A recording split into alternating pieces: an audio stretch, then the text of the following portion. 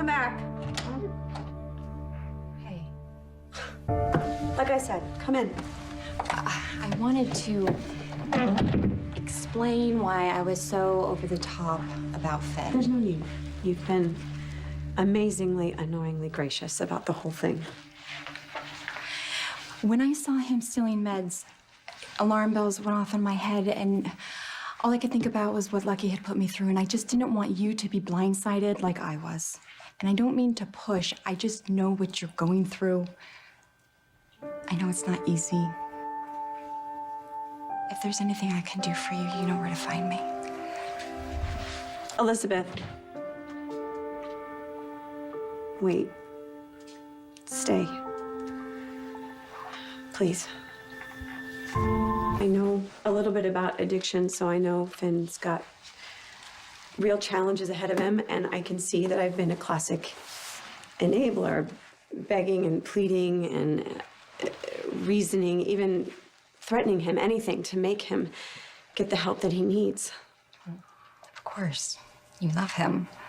Yeah, I even tried guilting him with that. I said things like he valued his drugs over me, but it didn't work because it's true. No matter what I said or did, he refused to get help. And no matter how many times I told him I would be there for him, he kept pushing me away. The other night after you and Franco left, I told him I would go home with him and I would support him, but he didn't want me to. He said that he had to deal with this alone. So I let him go, and I haven't seen him since. And I don't know, am I doing that because that's the right thing to do? Or is it because I'm scared I'm not up for the job? You know? Can't help Finn until he's ready to help himself. Yeah, but he's so stubborn. How am I going to get through to him from a distance? And I used to ask myself that same question before Lucky got clean.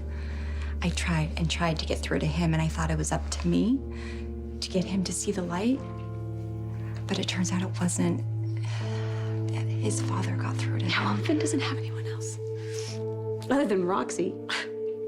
Well, you never know who might break through.